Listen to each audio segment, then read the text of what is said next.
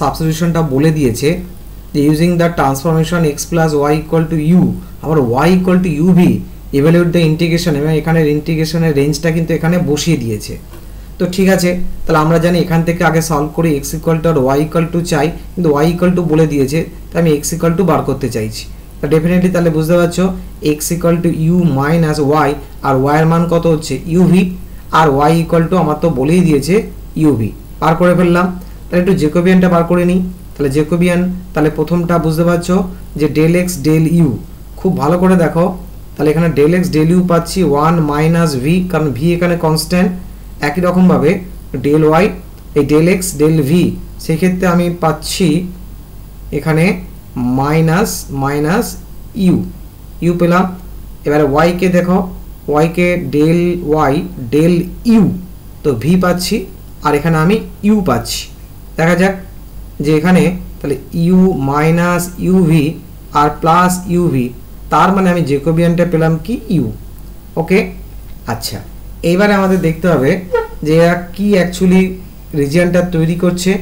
X equal two, এই যে এখানে তো বুঝতে পারছো এটা ডিএক্স আছে, মানে এটা এক্সের লিমিট, এক্স ইকুয়াল টু 0, তা এই এক্স ইকুয়াল টু 0 মানে ওয়াই অক্ষ, এক্স ইকুয়াল টু 1, এই ভার্টিক্যাল লাইনটা x equal to 1, y equal to 0, y equal to 0 x অক্ষ, আর অবশ্যই y equal to 1 plus x, মানে বুঝতেই পারছো তার মানে সেম ট্যাঙ্গুলার ফর্মই এখানে এসছে, তার মানে এটা x plus y equal to 1। এবার দেখতে হবে যে ইউভি কীভাবে চেঞ্জ হচ্ছে। তাহলে আমরা সাধারণত এইটাকে ইউজ করি না, আমরা একদম যে রিজিয়নের যে বাউন্ডারিগুলোকে ইউজ করে থাকি, ঠিক আছে, এটা তো আপার লিমিট তৈরি করার জন্য এটা। তাহলে আমরা এবার দেখি এক্স যখন 0, ভালো করে খেয়াল করে দেখো, এক্স যখন 0 এখানে যদি পুট করো তাহলে দেখো কি কি ভ্যালু পাচ্ছি, কি কি পসিবল ভ্যালু পাচ্ছি। ইউ এত, তাহলে ডেফিনেটলি আমি দুটো ভ্যালু পেতে পারি, ইউ ইকুয়াল টু 0 আর ভি ইকুয়াল টু 1।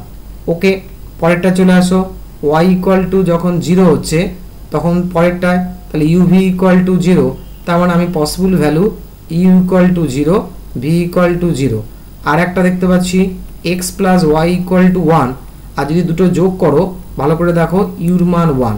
তাহলে এই পুরো কনক্লুশন থেকে 4টে ভ্যালু উঠে আসছে, ভালো করে দেখো ইউর মান 0, এই যে ইউর মান 0, ইউর মান 1, এই যে ইউর মান 1, আর খেয়াল করে দেখো ভির মান 0, এই যে ভির মান 0, আর দেখতে পাচ্ছ ভির মান 1, এই ভির মান 0 আর এই ভির মান 1।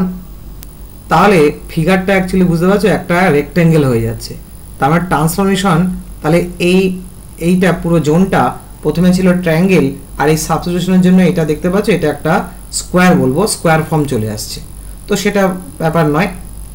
এবার তাহলে আমাদের পুরো আমরা ইউ তো জেকোবিয়ান পেয়ে গেছি, ইউ রেঞ্জ পেয়ে গেছি, ভি রেঞ্জ পেয়ে গেছি, কনস্ট্যান্ট রেঞ্জ পেয়েছি। তাহলে আমাদের এবারে ডবল ইন্টিগ্রেশনটার রেজাল্ট আমরা বার করব। তাহলে এখানে কি লিখবো, ইউ ভি, আগে পরে যেটা খুশি লিখতে পারো, কোনো অসুবিধা নেই। 0 টু না, দেখতে হবে কোনটা আগে করতে হবে, কারণ এখানে তো ফাংশনটা y by x plus y, তাই তো।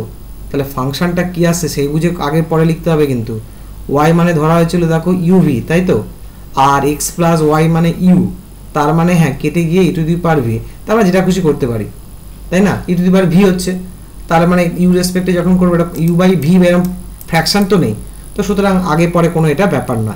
কিন্তু যদি উপরে থাকতো ইউ বাই মানে ই টু দি পাওয়ার যদি ইউ বাই ভি হতো তাহলে অবশ্যই আগে ইউ রেঞ্জটা রাখতে হতো, আর যদি e to the power v by u হতো তাহলে অবশ্যই আগে ভি রেঞ্জটা রাখতে হতো আগের নোট অনুযায়ী, কিন্তু এটা ই টু দি পাওয়ার ভি, তো সুতরাং ইউ আগে রাখো ভি পরে রাখো, কোনো ব্যাপার না।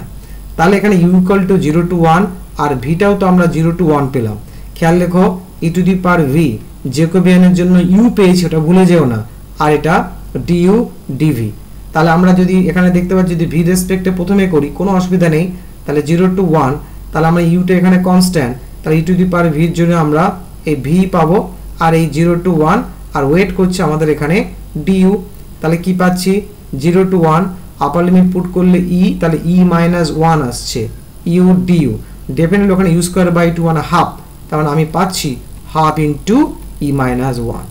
ক্লিয়ার?